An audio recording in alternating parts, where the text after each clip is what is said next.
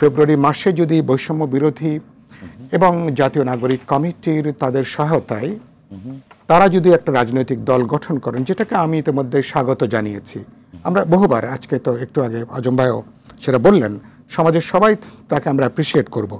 তরুণ প্রজন্মের ভাবনা চিন্তা প্রচলিত দলগুলো যদি ধারণ করতে না পারে, নিশ্চয়ই তারা নতুনভাবে তারা চিন্তাভাবনা করবেন, দল করবেন, প্ল্যাটফর্ম করবেন।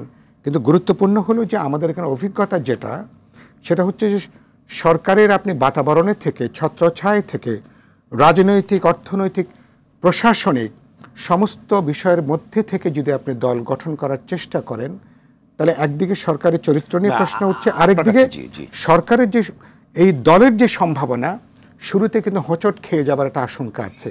তরুণদের যে একটা অফুরন্ত সম্ভাবনা আছে ভবিষ্যতের জন্য, সেটাও কিন্তু শুরুতে প্রশ্নবিদ্ধ হয়ে পড়ার জায়গাটা আছে। কারণ আমি তো তরুণদেরকে বরাবরই তাদেরকে তো আমরা, তারাই তো দেশ চালাবেন, ভবিষ্যতে তারা দায়িত্ব নেবেন। কিন্তু তাদের শব্দ, ভাষা, আলোচনা, তাদের যে শারীরিক ভাষা, সেই ভাষার মধ্যে কিন্তু বিনয়ের জায়গাটা কম, দায়িত্বশীলতার জায়গাটা কম। সেই ভাষার মধ্যে অন্যকে যে জয় করা, আর্গুমেন্টের জায়গাটা কম। যেমন আপনি একটু আগে বললেন না যে সংস্কার ছাড়া কোনো নির্বাচন, আপনি বললেন না একটু আগে বিচার ছাড়া কোনো নির্বাচন নয়। প্রতিটা রাজনৈতিক দল, বিপ্লবী ওয়ার্কার্স পার্টি, গণতন্ত্র মঞ্চ, বিএনপি সহ সকল রাজনৈতিক দল 15 বছরের যে অপরাধগুলো সংগঠিত হয়েছে, এবং বিশেষ করে মুক্তিযুদ্ধের পরে সবচেয়ে বড় যে হত্যাকাণ্ড, এই হত্যাকাণ্ডের বিচারের ব্যাপারে প্রত্যেকের আমরা অঙ্গীকারাবদ্ধ। নেশনের কাছে প্রত্যেকের আমাদের কমিটমেন্ট আছে। হয়তো সরকার তারা বিচারটা তারা শুরু করবেন, একটা পর্যায়ে এগিয়ে নেবেন, পরবর্তী ইলেক্টেড গভর্নমেন্ট বিচারের কার্যক্রমটা তারা এগিয়ে নেবেন।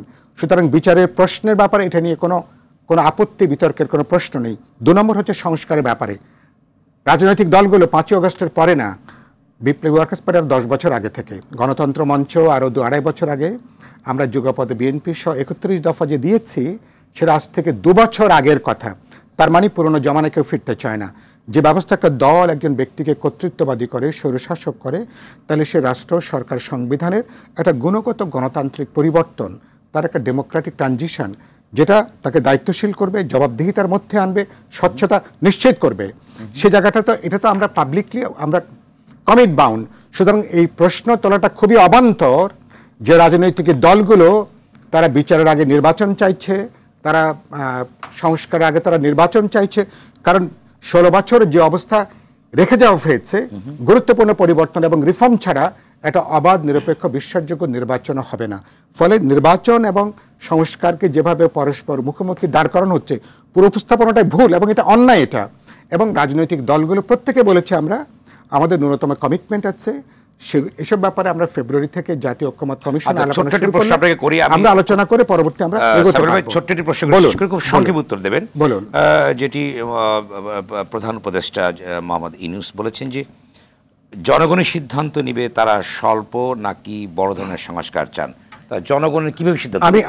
আমি বলছি which way the people will take, মানে আমি বলছি এই কথাটা শুনতে খুবই শ্রুতিমধুর, কিন্তু জনগণ কিভাবে, জনগণ তাহলে অন্তর্বর্তী সরকারকে একটা রেফারেন্ডামের আয়োজন করবে যে জনগণ কোনটা আগে চায়, কোনটা পরে চায়, জনগণ স্বল্প চায় না জনগণ দীর্ঘ সংস্কার চায়। প্রশ্নটা এভাবে উত্থাপন করলে বিভ্রান্তি তৈরি হয়, ভুল বোঝার অবকাশ থাকে। প্রশ্ন এটা হবে, জনগণের একটা পলিটিক্যাল স্টেটে, একটা রাজনৈতিক সমাজে জনগণের প্রতিনিধি কারা? জনগণের প্রতিনিধি হচ্ছে রাজনৈতিক দলগুলো, সমাজের গুরুত্বপূর্ণ স্টেক হোল্ডার। আমি মনে করি এখানে অনেকগুলো ডেমোক্রেটিক ইনস্টিটিউশনস আছে, বিভিন্ন রাজনৈতিক পক্ষ আছে। সুতরাং তাদের মতামতটাই হচ্ছে এই মুহূর্তে খুবই গুরুত্বপূর্ণ। সেটাকে সরকার যদি আমলে বিবেচনার মধ্যে নেন, তাহলে সরকারের পথ হারানোর ঝুঁকি থাকবে না।